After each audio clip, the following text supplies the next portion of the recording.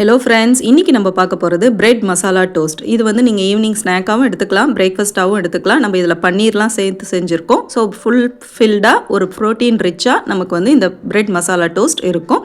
இதுக்கு தேவையான பொருட்கள்லாம் இப்போ பார்த்துடலாம். இதுக்கு வந்து ஒரு அரை கப் அளவுக்கு கடலை மாவு எடுத்துக்கோங்க. நம்ம வந்து எவ்வளோ பிரெட் செய்கிறோமோ அதுக்கு தகுந்த மாதிரி நீங்கள் ரேஷியோஸை அதிகப்படுத்திக்கலாம். இப்போ அந்த கடலை மாவில் 2 பச்சை மிளகா பொடியாக நறுக்கி சேர்த்துக்கிறேன். 2 வெங்காயம் பொடியாக நறுக்கி சேர்த்துக்கோங்க. குடமிளகா அரை குடமிளகா அதையும் பொடியாக நறுக்கி அதையும் சேர்த்துக்கோங்க.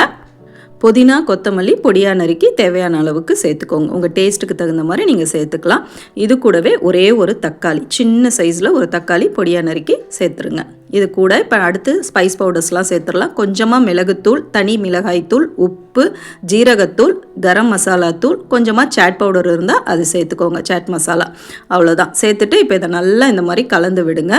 கலந்து விட்டுட்டு இதில் கொஞ்சமாக தண்ணி சேர்த்து கலந்துக்கோங்க. ஃபஸ்ட்டு இதை வந்து நல்ல ஒரு பேட்டர் மாதிரி நம்ம கலந்துக்கலாம். ஆனால் ரொம்ப லூஸாக வேணாம், லிக்விடாக வேண்டாம், கொஞ்சம் மிதமான இதில் இதை கலந்துக்கோங்க. பன்னீரை அதுக்கப்புறம் தான் இதில் நம்ம சேர்க்க போகிறோம். இப்போ இந்த மாதிரி தளர்ந்து இருக்கட்டும். இதில் வந்து துருவன பன்னீர் ஒரு 100 கிராம்லேருந்து 50 கிராம்லேருந்து 100 கிராம் அளவுக்கு நீங்கள் சேர்த்துக்கலாம். அதை நம்ம எவ்வளோ ப்ரெட்டு செய்ய போகிறோமோ அதுக்கு தகுந்த மாதிரி நீங்கள் ரேஷியோஸ் சேர்த்துக்கோங்க. இப்போ சேர்த்துட்டு நல்லா இந்த மாதிரி கலந்து விடுங்க.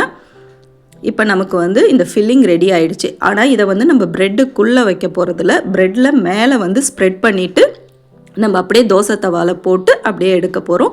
நல்லா இது வந்து நம்மளுக்கு ஒட்டிக்கும், ஏன்னா கடலை மாவு சேர்த்துருக்கிறதுனால அழகாக ஒட்டிக்கும்.